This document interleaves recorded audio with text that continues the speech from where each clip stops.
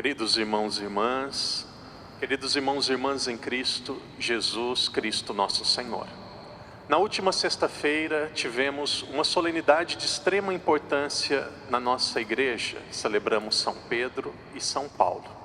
Como muitas pessoas não tiveram a oportunidade de participar da celebração, antes de falar propriamente do evangelho de hoje, vamos meditar um pouco sobre a vida, sobre a solenidade de São Pedro e São Paulo. Eu confesso que eu tenho uma grande alegria e me sinto extremamente bem em celebrar São Pedro e São Paulo. São Pedro foi o primeiro Papa. De 266 Papas que a igreja já teve, Pedro foi o primeiro. Paulo possivelmente foi o maior responsável ou pelo menos pelo começo na evangelização da Europa. Paulo, um homem sem medo. Porém, ambos, Paulo e Pedro, eram grandes pecadores. Não se sinta ofendido, não se sinta ofendido com aquilo que eu vou dizer agora. Eu imagino que todos nós que estamos aqui nunca matamos ninguém. Eu imagino que você nunca tenha pego um revólver e tenha matado uma pessoa. Paulo matou. Paulo matou os cristãos, ou pelo menos ele foi cúmplice da morte de muitos cristãos. Eu imagino que aqui ninguém tenha traído Jesus publicamente. Pedro traiu. A festa de São Pedro e de São Paulo nos deve recordar a memória que Deus não desiste de nós. A festa de São Pedro e São Paulo quer nos lembrar que todos nós podemos nos tornar santos. É muito comum no mundo do negócio esta expressão, as pessoas dizerem que elas estão procurando por excelência. É muito comum no mundo do negócio, fora da igreja, as pessoas falarem excelência. Excelência na profissão, excelência no trabalho, excelência nos negócios, que significa você fazer o melhor que você conseguir, 100%. Chegar ao topo. Qual que é a excelência da vida cristã? A excelência da vida cristã é a santidade. Qual que é o motivo que nos traz à igreja todos os domingos? Qual que é o motivo que nos segura para nós não cairmos em uma vida depravada, uma vida de pecado, ou apenas nos afastarmos de Deus? Qual é o motivo? O motivo não é tradição, o motivo não é costume, o motivo não é apenas consciência, o motivo não é apenas para agradar os costumes da nossa família. O motivo, e unicamente deve ser este motivo: Deus nos quer pessoas santas. Nós fomos criados e Deus nos conduz à santidade. O ser humano, dizia Santo Agostinho belíssimas palavras, o ser humano não terá paz enquanto o coração do ser humano não repousar em Deus.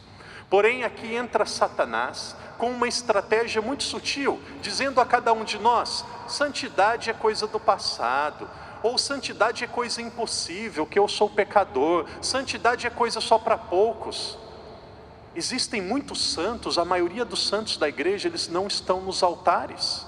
A maioria dos santos da igreja, eles não foram canonizados. Eu acredito que a minha avó era santa. Santa, está no céu, e quem não for santo não vai para o céu, vai para o purgatório, mas não vai para o céu, pode se purificar, um dia vai para o céu. Deus nos chama à santidade. Padre, ser santo é fácil? Não. Ser santo é simples? Sim.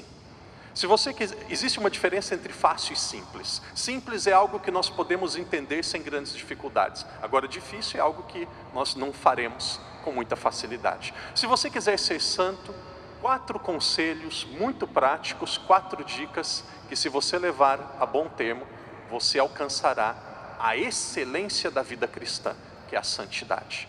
Ao contrário, se nós não lutarmos e não quisermos a santidade, nós estamos perdendo tempo aqui.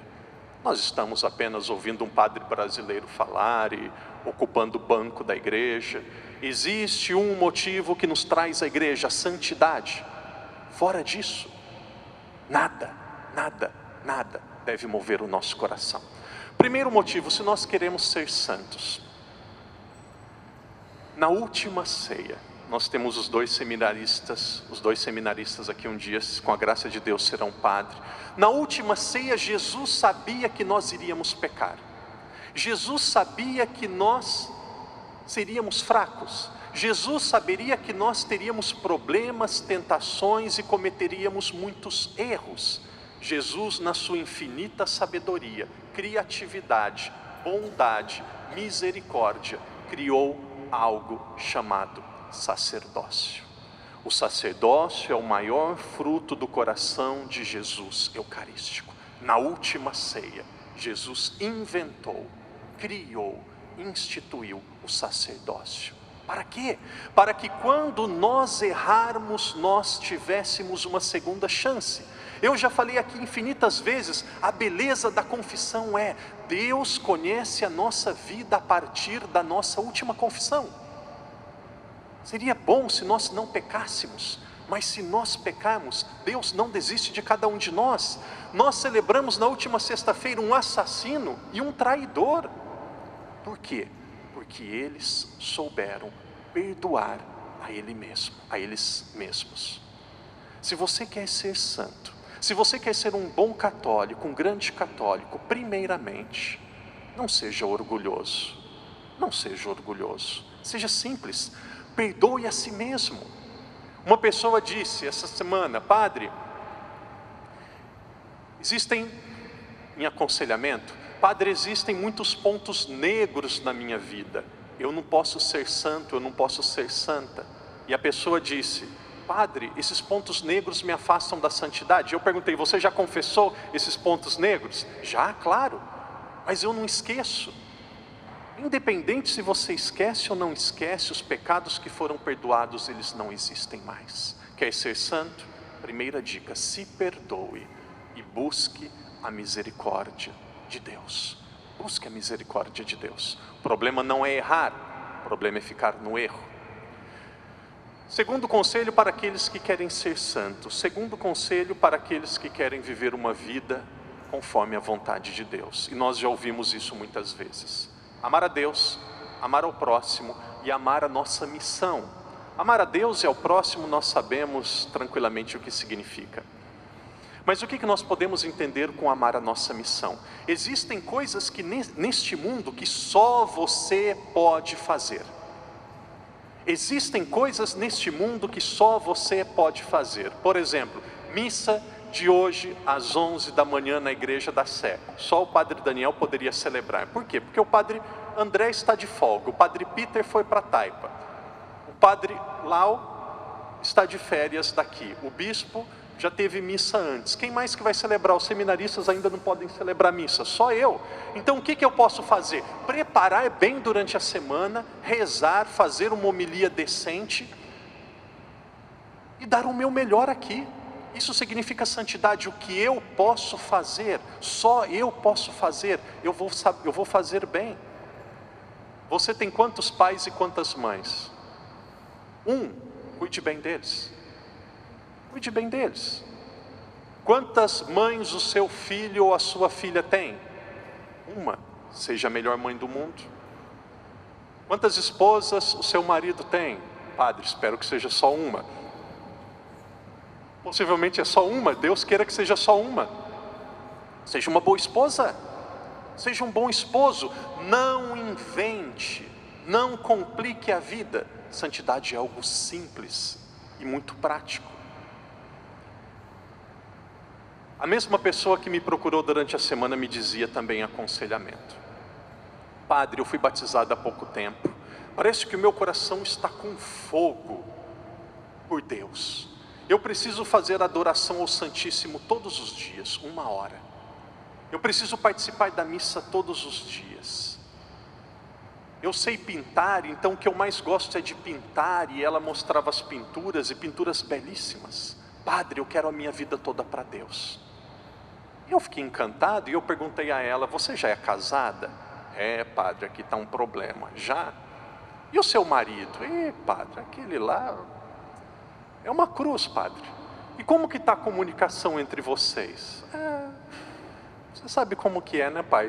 Né, padre? Se não tiver em casa, melhor. Menos tempo na igreja, menos tempo fazendo adoração e mais tempo com seu marido. Menos pintura e mais jantar e mais carinho com seu marido. Padre, eu sou chinesa, não posso fazer carinho. Não, todo mundo gosta de carinho, todo mundo gosta de ser bem cuidado. A sua missão não é na igreja não, você está tendo, minha filha, você está tendo uma vida de freira.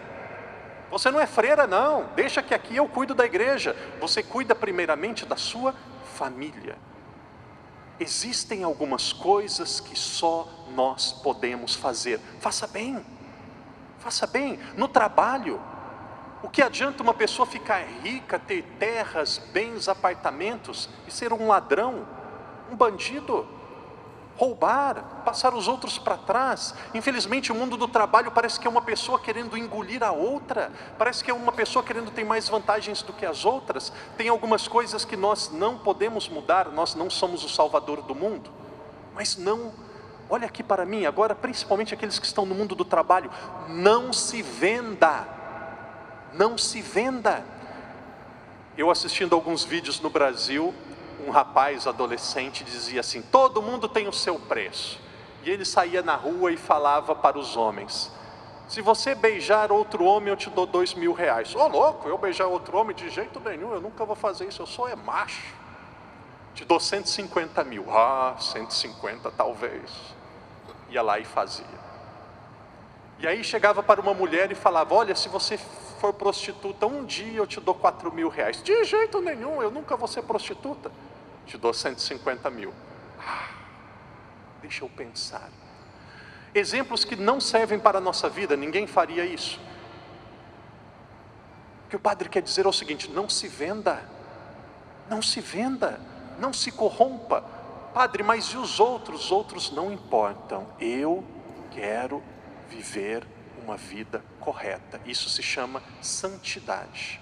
Não precisa rezar o terço todos os dias. Se rezar, excelente, se tiver tempo, reze. Não precisa participar da missa todos os dias. Se puder, participe, melhor ainda. Mas o que você puder fazer, faça bem feito. Ame a sua missão. Eu não sou santo e estou muito longe da santidade, mas se Deus aparecesse hoje para mim e falasse: Padre Daniel, eu vou lhe dar 10 vidas. Quais os caminhos, quais as vocações, quais as missões que você quer escolher nessas 10 vidas? A primeira já é padre, não dá para mudar. E a segunda? Eu vou dizer padre. A terceira, padre, padre, padre, padre, padre, padre, padre, padre, padre, padre. Se Deus me desse 10 vidas, as 10 eu seria padre. Ah, porque ser padre é muito fácil. Não, é muito difícil. Ah, porque ser padre não tem tentação. Não, tem muita. Essa semana mesmo veio uma tentação muito forte. Vontade de voltar para casa. Vontade de ver os meus amigos. Vontade de voltar para o Brasil. Rezei, passou. Tentação passa. Ame a sua missão. Ame a sua missão. Terceiro conselho para aqueles que querem ser santos. E aqui nós entramos no evangelho de hoje. O evangelho de hoje nos diz, o padre leu a versão abreviada, que Jesus realizou 3 milagres. Quantas pessoas agradeceram Jesus depois dos milagres? Nenhuma. Quer ser santo? Seja uma pessoa agradecida. Quer ser santo? Perceba que aquilo que nós temos é muito mais do que aquilo que nós não temos. Eu sei que às vezes uma unha encravada incomoda todo o corpo, mas é uma unha encravada, o corpo todo está saudável. O que eu quero dizer com isso? O que nós temos é muito mais do que o que nós não temos. Vamos aprender a olhar a nossa vida com uma nova perspectiva, a perspectiva do agradecimento, a perspectiva da gratidão. Agradeça a Deus, agradeça a Deus. Eu penso que se nós passássemos o restante da nossa vida espiritual apenas agradecendo a Deus, não seria suficiente. Quantas graças, quanta bondade, quanto cuidado, quanto zelo, quanto carinho. Às vezes eu olho a minha vida, eu consigo perceber que a minha vida é como se estivesse na palma das mãos de Deus. 5 anos atrás, quando meu superior me disse: Padre Daniel, vá para a China. Eu disse: meu Deus do céu, qual cidade? Não sei. Com quem que você vai morar? Não sei. O que você vai fazer? Não sei. Você vai? Eu falei: vou. Você quer? Eu falei: não. Se não quer, não tem problema nenhum. Se vai, já é suficiente. E eu estou aqui. Se eu soubesse que seria tão bom do jeito que foi, talvez eu teria vindo antes. Porque a melhor coisa no mundo é fazer a vontade de Deus. Não é fazer o que é fácil, não. O que é fazer o que é fácil traz prazer, traz alegria, mas é muito momentâneo. Agora fazer aquilo que é certo traz uma grande alegria. Agradeça a Deus e aprenda a cortar, a romper aquilo que não é correto na sua vida. O Evangelho de hoje nos mostra 3 pessoas curadas, mas que possivelmente não agradeceram a Deus. Quarto conselho para aqueles que querem ser santos: primeiro, perdoar, buscar a misericórdia de Deus, assumir a nossa missão. Depois agradecer. O último, fé. Fé. Nós precisamos ter uma fé madura. Deus, Ele conduz a nossa história. Nós temos liberdade, nós podemos escolher o nosso caminho, mas esse pensamento ele toca profundamente o meu coração. Eu gosto muito quando eu falo isso, eu gosto muito de refletir sobre isso. Deus, Ele conduz a nossa história. Deus, um dia Ele colocou você no caminho do seu marido, da sua esposa. Um dia, naquele dia que vocês tiveram aquela intimidade, que nasceu aquele filho. Se fosse um dia depois, um dia antes, não nasceria aquele que nasceu. Deus, Ele conduzindo a história. Um dia Ele colocou um padre que lhe ajudou. Ele colocou um trabalho, uma profissão, uma pessoa que transformou a sua vida. Olha o carinho de Deus. Olha como que Deus vai conduzindo a história. Como que Deus vai cuidando da nossa história. Se Deus, Ele cuidou do nosso passado, por que Deus não vai cuidar do futuro? Por que ter medo do futuro? Desculpa dar outro exemplo, mas uma pessoa chegou e me disse: padre, não é confissão, é um aconselhamento. Eu tenho muito medo da morte. Eu não posso ouvir a palavra morte. Eu não posso pensar na morte. Eu falei: não tem problema nenhum. Você não vai morrer. Você está maluco, padre? Como que eu não vou morrer? Você não vai morrer, você vai se encontrar com Deus. A morte acontece para quem não tem fé. A morte acontece segundo os olhos humanos. Não existe morte. Existe encontro com Deus. E se nós estivermos em amizade, intimidade com Deus, a morte não acontece. A vida não para, ela ganha uma nova dimensão, que é a dimensão da eternidade. Morte não existe. Morte existe para quem não se entregou a Deus. Morte existe para quem não tem fé. Acredite. Fé não é algo que se compra no supermercado. Fé não é algo que se compra em um grande restaurante aqui de Macau. Fé é algo que deve ser exercitado. Exercitado. Cuidado. E eu encerro dizendo assim: como que a fé deve ser exercitada? Deus é extremamente sábio. Por que às vezes Deus permite que nós nos decepcionamos com pessoas? Para a nossa fé ser mais forte. Por que Deus às vezes não faz aquilo que nós queremos? Quantas vezes que eu já briguei com Deus, pedia, Ele não fazia. E eu dizia: Senhor, o Senhor não atende os meus pedidos, o Senhor não ouve a minha prece. Por que Ele não atendia? Por que Ele não fazia na hora que eu estava pedindo? Porque Ele tem um objetivo: fortalecer a minha fé. Se Deus fizer tudo aquilo que a gente quer, imediatamente o que vai acontecer com a nossa fé? Desculpa os portugueses, mas vai acontecer o mesmo que aconteceu com a seleção de Portugal. Se Deus fizer tudo aquilo que nós queremos, o que vai acontecer? Vai ser eliminado. Não continua. Acaba. Deus, Ele tem uma pedagogia fantástica. Ele nos faz esperar. Ele nos faz às vezes sofrer por um bem maior, que é a nossa fé e a nossa santidade. Antes de dormir, durante a semana, recorde você mesmo: eu tenho uma missão nesta vida. A minha missão é ser santo. A minha missão é tornar a melhor versão de mim mesmo. Irmãos e irmãs, em silêncio, façamos a nossa oração. Em silêncio, conversemos com Deus. Em silêncio agora peçamos por esta graça, a graça da santidade, a graça de pedirmos o perdão de Deus, de assumirmos a nossa missão, de agradecermos por aquilo que nós temos e de termos uma fé madura.